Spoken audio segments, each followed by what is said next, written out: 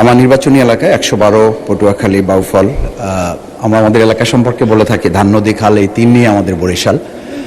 নদী বেষ্টিত এই জায়গা সম্পর্কে যে এখানে উপকূলীয় বিষয়ক মন্ত্রণালয়ের যে বিশেষ বিবেচনা নেওয়া হয়েছে, এই দক্ষিণাঞ্চলের উপকূলীয় জেলা পটুয়াখালীর বাউফল আমাদের একটি অত্যন্ত নদী বেষ্টিত জায়গা, যেখানে তেঁতুলিয়া এবং লোহালিয়া নদীর তীরবর্তী প্রায় 7টা ইউনিয়ন, তার মধ্যে 4টা ইউনিয়ন অত্যন্ত ভয়াবহ নদী ভাঙনে বিপর্যস্ত।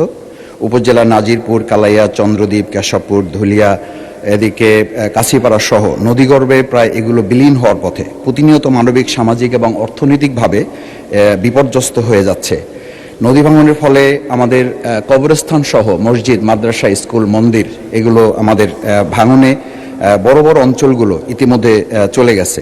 মানবতার জীবনযাপন করছে তারা। হাজার হাজার হেক্টর ফসলি জমি যা ইতিমধ্যে নদীর গর্ভে চলে গেছে। স্থানীয় কৃষক এবং দিনমজুর যারা জীবন জীবিকায় ভয়াবহ প্রভাব ফেলছে মাননীয় স্পিকার, সে জায়গায় আমরা বিশেষভাবে লক্ষ্য করছি যে আমাদের কয়েকটি প্রতিষ্ঠান সহ শিক্ষার্থীদের স্কুলে ছুটে যাওয়ার হার এখন কমে যাচ্ছে।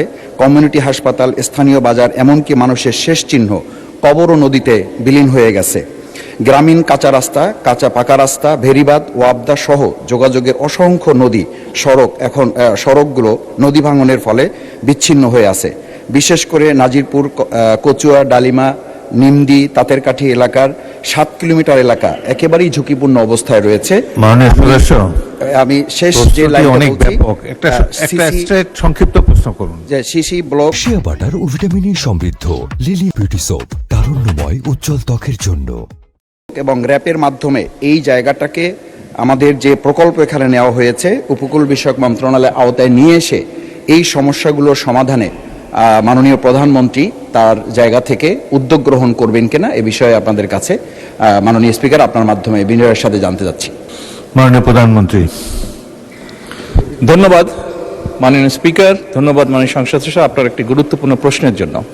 আপনি আপনার এলাকার যেই সমস্যার কথা বলেছেন সেটি শুধু আপনার এলাকার সমস্যা নয়, বাংলাদেশের বহু মানুষ আছে। এমনকি আমার যেটা ডিস্ট্রিক্ট, সেই বগুড়াতেও সারিয়াকান্দি অঞ্চলে এইরকম নদী ভাঙনের সমস্যা রয়ে গিয়েছে মাননীয় স্পিকার।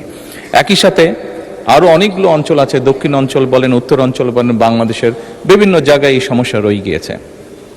এই সমস্যাটা একদিনের নয় মাননীয় সংসদ সদস্য। আপনি যেহেতু ওই অঞ্চলের মানুষ, ওই অঞ্চলে বেড়ে উঠেছেন, আপনার নিশ্চয়ই ধারণা আছে কিভাবে এই সমস্যাটি তৈরি হয়েছে।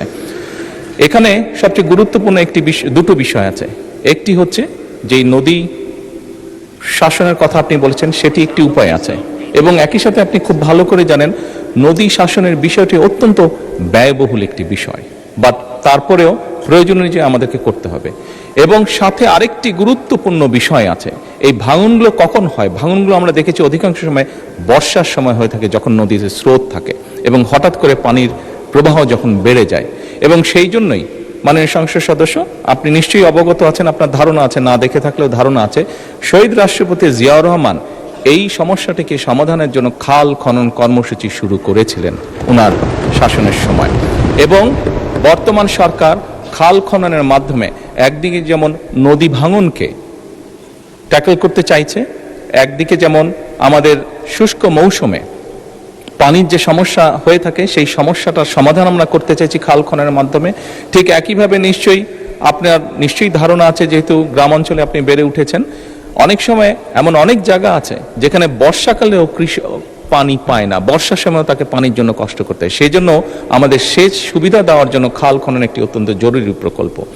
আপনার নিশ্চয়ই আরেকটি ধারণা আছে, বিশেষ করে ঢাকা শহরে এই সমস্যাটি আছে, এবং গ্রাম অঞ্চলেও যেখানে চাষবাস খুব বেশি হয়ে থাকে সেখানেও এই সমস্যাটি ধীরে ধীরে দেখা যাচ্ছে। সেটা হচ্ছে যে আমাদের ভূগর্ভস্থ যে পানি আছে সেটির স্তর ধীরে ধীরে নিচে নেমে যাচ্ছে।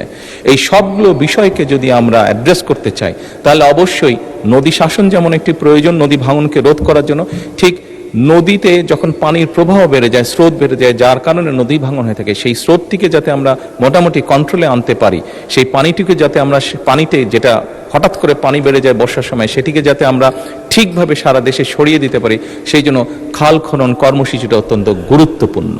সেই জন্য মাননীয় সংসদ সদস্য, মাননীয় স্পিকার, আমরা নদী শাসনের ব্যাপারে যেরকম আমরা উদ্যোগ গ্রহণ করছি সরকারের পক্ষ থেকে, একইভাবে সামগ্রিকভাবে এই সমস্যাটিকে কম খরচে, যেহেতু বাংলাদেশের জন্য ব্যয়বহুল বিষয় নদী শাসনটিকে কম খরচের জন্য সবচেয়ে বেশি আমাদের জন্য সহজ হচ্ছে খাল খনন, সেটির উপর আমরা গুরুত্ব আরোপ করছি। মাননীয় স্পিকার, ধন্যবাদ। শিয়া বাটার ও ভিটামিন ই সমৃদ্ধ লিলি বিউটি সোপ, তারুণ্যময় উজ্জ্বল ত্বকের জন্য।